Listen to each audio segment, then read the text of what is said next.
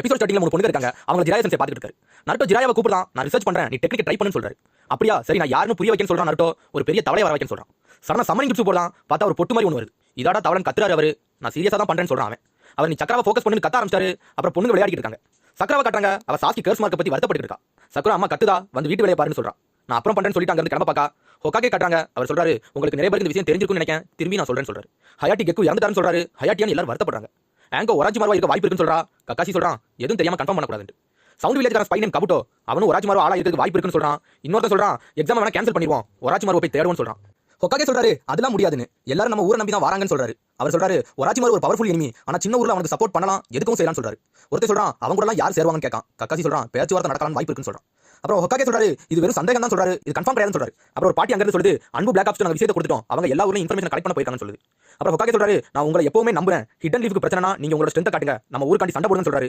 அப்புறம் சக்குரா சாஸ்கியை பத்தி கவலைப்பட்டு இருக்கா, பழசெல்லாம் நினைச்சு பார்க்க.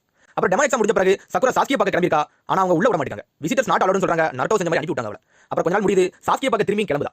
சக்குரா ஃப்ளவர் ஷாப்புக்கு வரா, பார்த்தா அது ஈனோ அப்பாவோட ஷாப்பு. அங்க வந்து நிக்கா. ஈனோ கேட்கா பூ எதுக்கு எடுக்க வந்தேன்னு கேட்கா. சாஸ்கியவா பார்க்க போறேன்னு கேட்கா. இல்லன்னு சொல்றா, பேச்ச மாத்துதா. நானும் வரேன் ஈனோ சொல்றா. சக்குரா டென்ஷன் ஆகுதா. அம்மா கடையை பார்த்துக்கோ நான் போறேன்னு சொல்றா. ஈனோ ரெட் ரோஸ் எடுக்கா. சக்குரா சாஸ்கி கண்டி வெள்ள பூ எடுக்கா. அப்புறம் உடனே ஒரு கணக்கு போறா. ஈனோ கேட்கா இதுக்கெல்லாம் பே பண்ண போறியான்னு கேட்கா. உடனே 2 பூ எடுக்கா. ஏன் 2 பூ எடுக்கன்னு கேட்கா. ஈனோ லீக் ஒண்ணுன்னு சொல்றா. அப்புறம் அங்க இருந்து போறாங்க. ஒரு சத்தம் வருது, பார்த்தா சோஜி சாப்பாடு போட்டு வெளியே எடுத்துட்டு இருக்கான். நான் உனக்கு தரவே மாட்டேன்னு சிக்கமார்ட்ட சொல்றான். நான் உன்கிட்ட கேட்கவே இல்லைன்னு அவன் சொல்றான். Eno training போகலையான்னு கேட்கா. சிக்கமார் சொல்றான் நான் எப்பவுமே ட்ரைனிங்ல தான் இருக்கேன்னு சொல்றான். ஆசுமா விட்டாதான்னு சொல்றான். ஃபைனல் ரவுண்ட் பார்த்தா எரிச்ச வருதுன்னு சொல்றான் சிக்கமார்.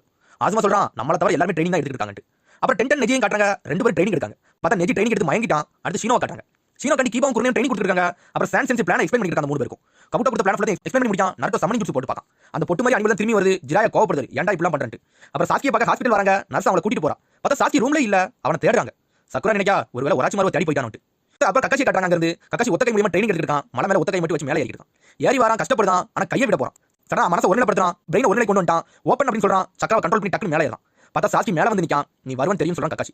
அப்புறம் நர்ஸ் சொல்றா நாங்க சாஸ்கியை தேடுறோம், நீங்க லீயையும் பார்க்கணும்னு கேட்கா. ஆமான்னு சொல்றாங்க. பார்த்தா லீ ரூமுக்கு போறாங்க. அங்க லீயையும் காணோம். அவ திரும்பி சாக்காத நர்ஸ் எங்கடா போனாட்டு. சக்குரா வெளியே பார்த்தா வெளியே புஷ் ஒத்த கையால எடுத்துட்டு இருக்கா. லீ அவனால முடியல, 200 எடுக்கணும்னு சொல்றான். 195 எடுத்துட்டான். நர்ஸ் நிறுத்துன்னு சொல்றா. என்னோட ட்ரைனிங்ல யாரும் தலையிடாதீங்கன்னு சொல்றான். அப்புறம் ஈனோ சொன்னதை நினைச்சு பார்க்க சக்குரா.